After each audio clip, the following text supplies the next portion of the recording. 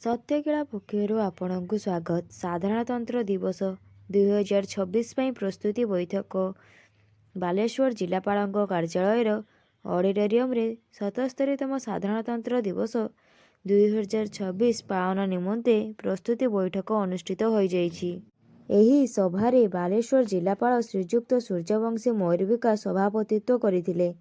ଏହି ସଭାରେ ଅତିରିକ୍ତ ଜିଲ୍ଲାପାଳ ଶ୍ରୀଯୁକ୍ତ ସୁଧାକର ନାୟକ, ସାଧାରଣ ଅତିରିକ୍ତ ଜିଲ୍ଲାପାଳ ଶ୍ରୀଯୁକ୍ତ ହେମନ୍ତ ସିଂ, ଅତିରିକ୍ତ ଆରକ୍ଷୀ ଅଧୀକ୍ଷକ ଉପଜିଲ୍ଲାପାଳ ନୀଳଗିରି, ନିର୍ବାହୀ ଅଧିକାରିଣୀ ନିର୍ଲିପ୍ତା ମହାନ୍ତି, ବାଲେଶ୍ୱର ପୌରପାଳିକା ଡକ୍ଟର ମଧୁସ୍ମିତା ସାମନ୍ତରାୟ ଏବଂ ଜିଲ୍ଲା ସୂଚନା ଓ ଲୋକସମ୍ପର୍କ ଅଧିକାରୀ ଶ୍ରୀଯୁକ୍ତ ପ୍ରିୟଦର୍ଶୀ ରାଜେଶ ପ୍ରମୁଖ ମଞ୍ଚାସୀନ ଥିଲେ।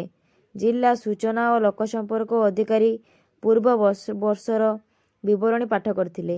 ଏହା ବ୍ୟତୀତ ଏହି ସଭାରେ ବିଭିନ୍ନ ବିଭାଗର ଜିଲ୍ଲା ଅଧିକାରୀ, ସାମ୍ବାଦିକଗଣ ଏବଂ ବୁଦ୍ଧିଜୀବୀ ଆଗାମୀ ସାଧାରଣତନ୍ତ୍ର ଦିବସ ପାଳନ ସମ୍ବନ୍ଧରେ ନିଜର ମତାମତ ରଖିଥିଲେ।